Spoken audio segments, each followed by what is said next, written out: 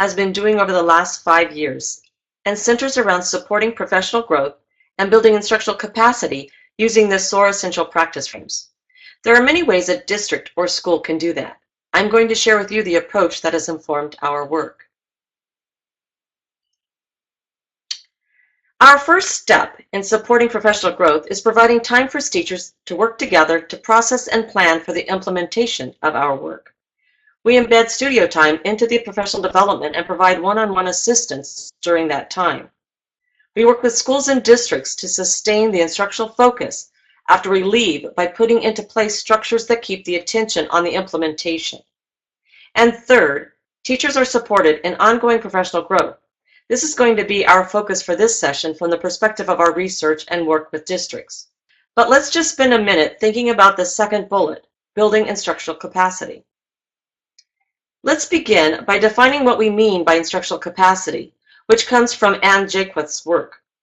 The resources that a district, school, or team has to support instruction and the ability to use these resources effectively to engage students and deepen learning. We're breaking those down into these 4 categories of resources, which are all interdependent. Instructional knowledge or expertise. This is the knowledge of content, pedagogy, and the knowledge of your students. So understanding this Common Core state standards and using effective instructional strategies to help students meet those standards would be an example. Instructional tools and materials, which includes curriculum, teaching materials, and assessments. Instructional relationships, characterized by trust and mutual respect, such as openness to interpersonal learning and established norms of communication. And the 4th area is organizational structures that promotes the use of various instructional resources such as time to collaborate or providing instructional coaches to improve the art of teaching. As you can see, these are all interrelated. So it is very difficult to have a productive professional learning community if there isn't trust or mutual respect. And the same holds true that having a textbook doesn't ensure that there is a strong understanding of the Common Core standards. Here is a graphic representing the instructional capacity framework. As you can see, the questions around the outside help sites think about their resources and how they can support and sustain professional growth. As we look over here at tools and materials, the questions that districts would be asking themselves is what tools, instructional materials do we already have, and which do we need to acquire? As you go down to relationships, what is the nature of the relationships that currently exist among the identified stakeholders? And how can their ability to work together be strengthened? Moving over here to organizational structures, what structures are needed to develop this knowledge and expertise? Who has the authority to build organizational structures or use existing structures in this way? And the last category, knowledge and expertise, what knowledge or expertise do we already have? Or are they located inside or outside the organization? And which knowledge or expertise do we need?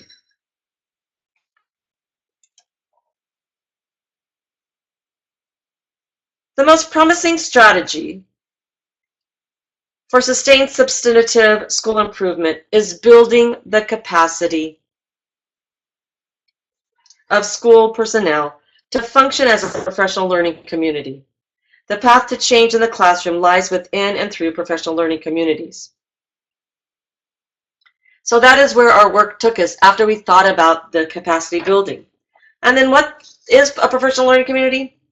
The term professional learning communities has become so commonplace and has been so ambiguously to describe any loose coupling of individuals who share a common interest in education that it is in danger of losing all meaning.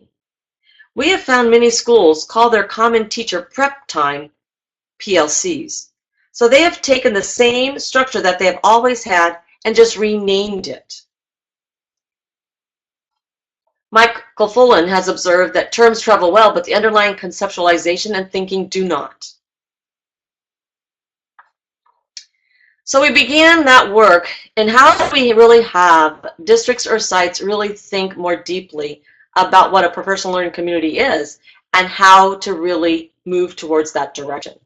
So we always begin with the big 3 ideas, that we accept learning as the fundamental purpose of our school and therefore are willing to examine all practices in light of their impact on learning. We are committed to working together to achieve our collective purpose. We cultivate a collaborative culture through development of high-performing teams. We assess our effectiveness on the basis of results rather than intentions. Individuals, teams, and schools seek relevant data and information and use that information to promote continuous improvement. We know if there's anything that the research community agrees on, it is this: the right kind of continuous structured teacher collaboration improves the quality of teaching and pays big, often immediate dividends in student learning and professional morale in virtually any setting. Our experience with schools across the nation bears this unequivocally.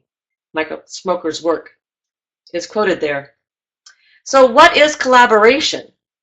It's a systematic process in which we work together interdependently to analyze and impact professional practice in order to improve our individual and collective results.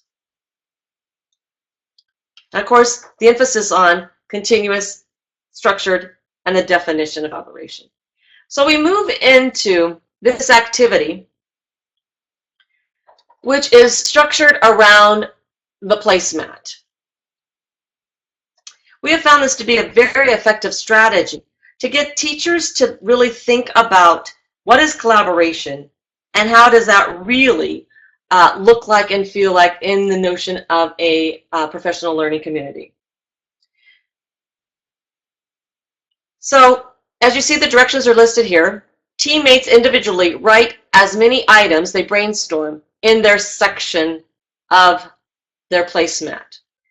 After time is called, teammate number one will share one of their ideas. And as they share, the rest are listening and they're thinking about, is that something that we can come to consensus on? Do we agree that that is a major indicator of collaboration? And as they go through this process with each participant, the list then grows in the middle. At the end of that activity, we have groups share out into the room. So what I'd like to do is just take a minute, if you want, pause this, and you yourself think about what are the indicators of successful collaboration.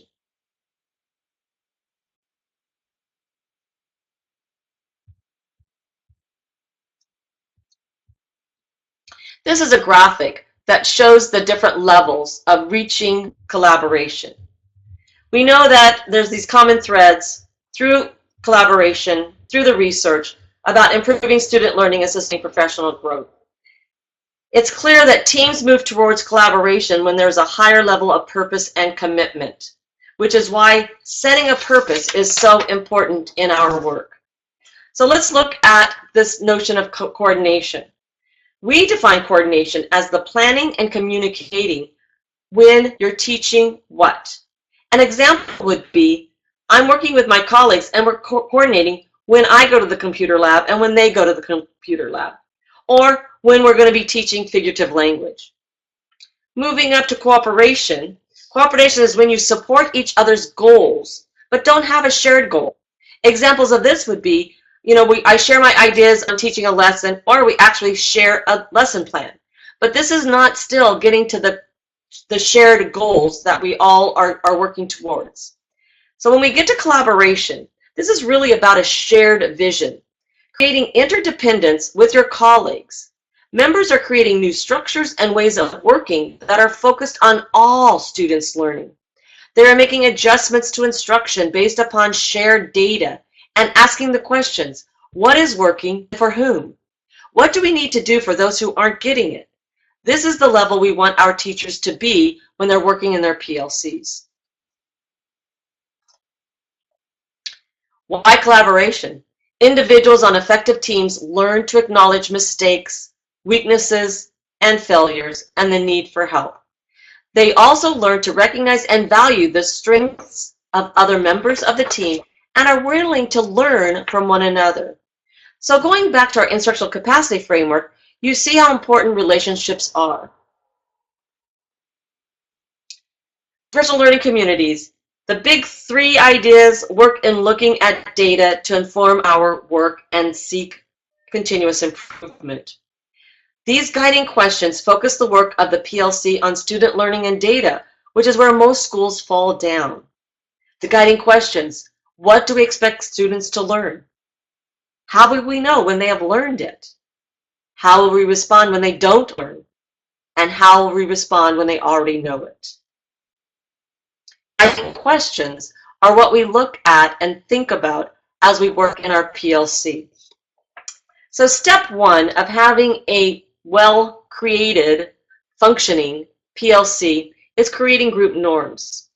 So when all is said and done, the norms of a group help determine whether it functions as a high-performing team or becomes simply a loose collection of people working together. And positive norms will stick only if the group puts them into practice over and over again. Being explicit about norms raises the level of effectiveness, maximizes emotional intelligence, produces a positive experience for group members, and helps to socialize newcomers into the group quickly. We always have our norms posted as part of our agenda item, and they always are addressed before every meeting. Here is just a sample of a sheet that comes from Solution Tree on the considerations of developing norms, thinking about the time, how you are listening, confidentiality, decision-making, participation, and expectations. Here are some examples of some norms that we have used or have created. What I want to point out is that the norms are created in positive language. Instead of saying, we won't be late, the opposite is, we want to make it in the positive terms of, we're going to be punctual. So all of these are in the positive tone, and it is, again, as I said, that we revisit it, and we really do kind of call out each other if we're not following these norms. It's a way to keep us functioning as a productive team. After the norms are created, we then move into our focus questions, and these follow those guiding questions that we talked about a minute ago. So what do we expect students to learn? What do we know about our students and how they engage in academic discussions? Because that has been our central focus with our schools, is this notion of academic discussions. So what do we already know about our students and how they have academic discussions? What data do we have? So what can we look at that we already have? And if we don't have any data, what data do we need to collect to come back and support our thinking as we push our students in having good academic discussions? And then from that, we then have it as about, so how can we foster academic discussions? What strategies should we teach? And should we teach the same strategies? And of course, that second question, typically we come up with that, yes, we should teach the same strategies so that we have some common conversations with our students and with each other about what works and doesn't work. Now, our next question would be, how will we know when they have learned it? So we look at what type of data will show us evidence of student learning. So we talk about, written work. Sometimes what we do with academic discussions is we have students create written conversations, and then that becomes a source of data point. You can do transcripts. Some teachers have taken their iPhones and have had it on so that they can just capture what the students are saying. Obviously, you could do anecdotal evidence that as you're walking around, what are you hearing? So those are the choices that the teams have. And then they have to decide when they're going to collect it.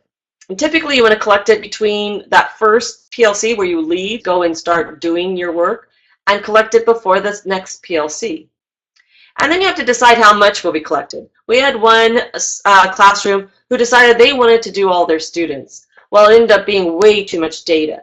So we talk about the notion of a snapshot, of picking maybe 2 students. We don't want to be overwhelmed with so much data that we can't then figure out what's going on.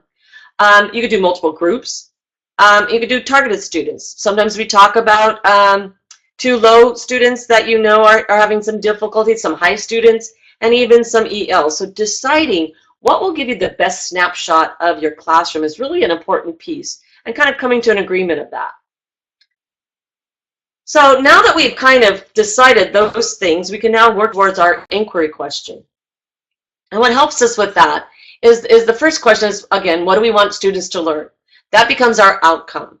And that is really the basis of our inquiry question. How will students show their new knowledge and skills? What we're getting at here is what is that evidence piece and that assessment. So what will show us that they have learned what we think they have, what they have learned based upon what we have taught. And then the third bullet is then what as the instructional experiences or tasks will help students meet the outcome, which becomes those instructional strategies that we've all agreed to teach. So this is what the inquiry question looks like. Outcome. How can we improve students' skill by staying on topic? And the evidence is the conversation or observations. And the strategies is anchor charts, modeling, and student reflections. So, I'm sorry, there's a sheet there it is. I'm sorry, there it is. So here's the question. What do we want students to know and be able to do? So we sit down and brainstorm that as a group. And so what we've decided is that there's pairs of students will be able to have 2 turns each, and that they'll build upon each other's ideas in a discussion. Then we talk about how will we know, what evidence will we use to determine that they met that learning target. And so we discussed that, and we came up with, we will assess 3 sets of students, a middle, a low, and an EL, using transcripts. We will assess them prior to teaching disciplinary discussions as a pre-assessment. We will then assess them, and then we decide, 2-3 weeks into the teaching of disciplinary discussions. And then we talk about what strategies or instructional practices, and we would write it here.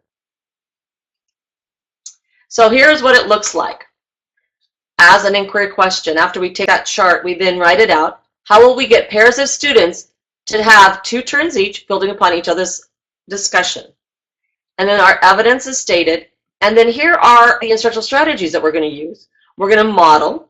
We're going to have kids use talking chips as needed to keep them going to each pair, or taking turns. And then we're going to teach conversation skills. What does it sound like? What does it look like? We're going to use sentence frames. And the sentence frames we're going to use is, what is your idea, and can you elaborate? Just again, trying to get them to build upon each other's ideas. After we have our inquiry question, we now start thinking about analyzing that data, because we have collected some data about our students. And when we bring that data, we need to start thinking about how we will organize that data in order to uncover trends or patterns. Because what we want to do is see what's going on overall, and what is working and for whom, and what isn't working and why. So looking for those patterns is really important. Then the next thing we're going to do is think about how we can organize that data to see student progress over time.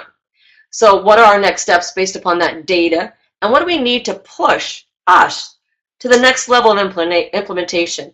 So if we see that, yeah, we're getting there, but we're not getting as far as we need to get, what do we need to do? What kind of pushes do we need to take with each other to get to that next level? So what it could mean is that I have our instructional coach come in and work with me as co-teachers, or we co-plan together, or I go and visit some other classroom to see what they're doing. So that's what we then move to, is this professional growth piece based upon the analysis of data. Here's an inquiry cycle for you that we've used. So basically, you create your inquiry question, you teach using the strategies, you collect your evidence, you analyze and reflect, and then you think about, so what, now what? And then that then goes back into your inquiry question. Does it stay the same? Do you need to tweak it to make it, in a different, add some language to it to be more specific, or that they got one part of it and now you have to continue thinking about another part of it? So that's what happens as you continue to go through that cycle. And then once you think that, well, they've got it, I'm moving fine, then you create a new inquiry question to continue the work. So this is that notion, because of that results-oriented is what we want to be. Teachers are able to think more deeply about their teaching and what students are learning as they see what students produce in response to their assignments. They can see the successes as well as the situations where there are gaps. And in exploring those gaps, they can improve their practice in order to reach all students, which is what we're all achieving for, striving for.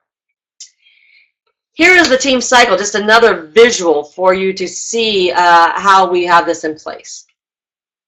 So the team meets, and it's our focus. So we determine what practice we're going to implement and what instructional strategy we're going to use, and the type of evidence we're going to collect.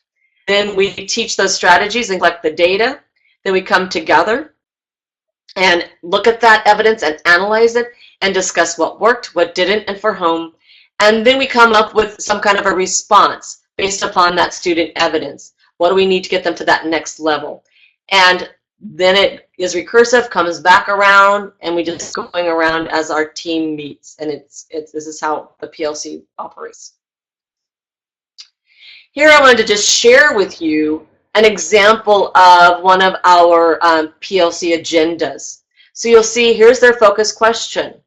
So that's their inquiry question. And what will be the evidence? And then they have anchor charts, written evidence, and teacher anecdotes will be what they'll be looking at. Here's where their strategies are that they're working on. And then, so this is a reminder, this is where we are, this is what we're concentrating on. And then here's the agenda, and you see that they revisit their norms, they revisit the inquiry question, and then they have a discussion around their samples and any anecdotes that they'd like to share. And they look at some other issues here and revise their inquiry question. So that's just a sample of a real PLC agenda that we have been using. The other piece that I want to be sure that we have a little bit of time to talk about is that we implemented leadership check-in meetings, and we found that these were so important and really was the piece about sustaining the capacity building. So what it was, we had principals and lead teachers. We had, the reason was to support and keep the momentum, and we met about every 6 weeks. And we dealt with many different things, sharing strategies that we found that was needed to kind of push to that next level of teaching. We needed to make sure that we were aligning to that essential practice frame. We wanted them to share what was working in their classrooms, what they were seeing was going on, what was successes, what was areas of difficulty, so we could all talk about them. Sometimes they brought in student work for us to look at and talk about and to celebrate, basically, many times. And then just how their work, because a lot of times these teachers were types of coaches, and it's like what was working with their teachers. Now, this is the important part that was coming. Oh, I'm sorry. Then this is the agenda that I wanted to share with you. So they welcomed, again, we had norms that we continued to come to and meet. And then we dealt with objectives. One time we were really having difficulty with the schools and the teachers really understanding how to write language objectives. And then we had a check-in about what parts were they were implementing in the classroom, their successes, questions. So you can see, you know, how that kind of just played out in the agenda. But this is the piece that I want to spend a little bit of time on before we close today.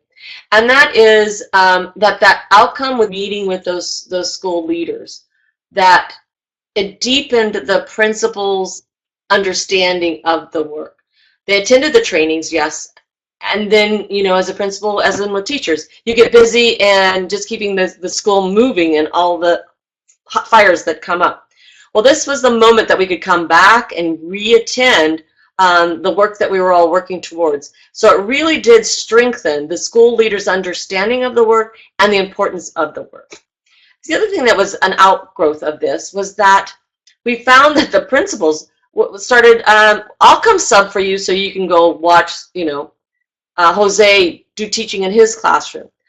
And what it was is that they were really just doing whatever was necessary to make it work, to get the teachers to stay on the implementation trail of the work and to sustain that building that capacity.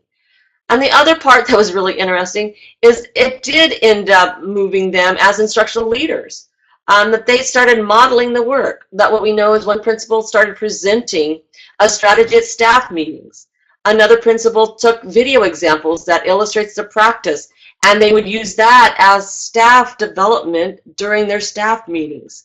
And then the other piece, obviously, was that they started telling their teachers that as they come around and do observations, they really wanted to see evidence of that practice in place. And for me, I really am not too sure that would have happened, any of these bullets would have really happened if we didn't have those check-in meetings to keep us all moving in the same direction. And it really is about that building capacity. They were the ones that oftentimes in that organization chart that has that are involved in that organizational structure, that they can change things, and are aware of trainings and materials. So it really was beneficial that we had these check-in meetings and saw the growth of school leaders. So I hope this was some information that you can take away and understand in this context. And I want to just close with this quote. Despite the increasing popularity of the term PLC, actually transforming the culture of a traditional school to reflect the PLC concept remains a complex and challenging task. And I think we all have seen schools at all levels of this continuum, and it's something that we continue to strive towards. So thank you. I hope you enjoy the virtual summit and enjoy the rest of your day. Thank you.